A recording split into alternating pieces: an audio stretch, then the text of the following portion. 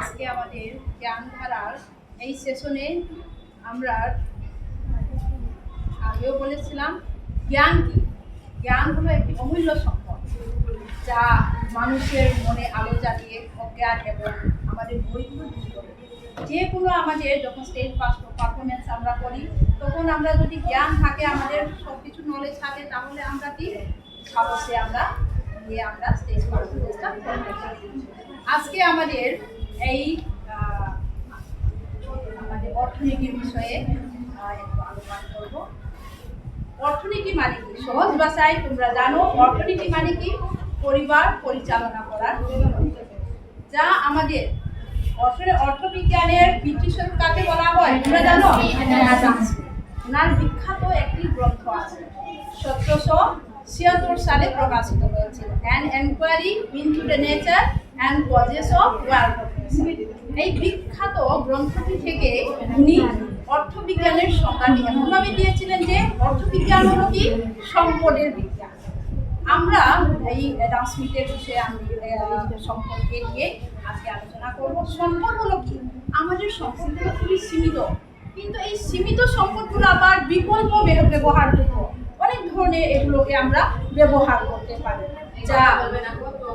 যা আমাদের এই সীমিত সম্পদগুলো আমরা কিভাবে ব্যবহার করে আমরা জিনিসগুলো উৎপাদন করা হবে।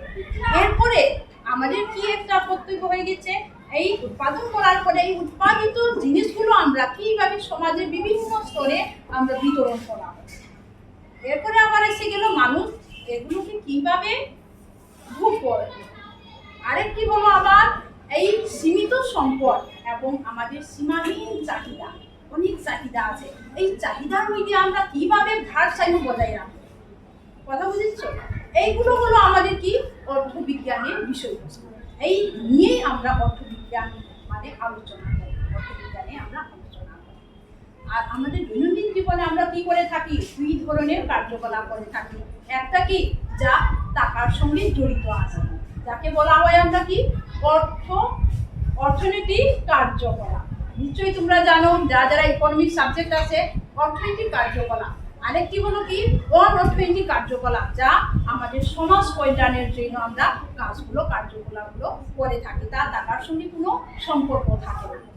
আমাদের জানাই আছে, আমাদের তোমরা কোনো নলেজ আছে যে আমাদের অর্থনীতিবিদ, প্রথম ভারতীয় বাঙালি অর্থনীতিবিদ, উনি নোবেল পুরস্কার পেয়েছিলেন। কেউ বলতে পারবে? অধ্যাপক অমর্ত্য সেন। উনি 1998 সালে নোবেল পুরস্কার পেয়েছিলেন। উনার উল্লেখযোগ্য কাজ কি ছিল? দুর্ভিক্ষ, মানব উন্নয়ন তত্ত্ব, জনকল্যাণ অর্থনীতি এবং গণ দারিদ্র্যের উপর উনি গবেষণা করেছেন। এইগুলো ওনাকে এই নোবেল পুরস্কারটি দিয়েছে। আর আরেকটি কি আমাদের, উনি আবার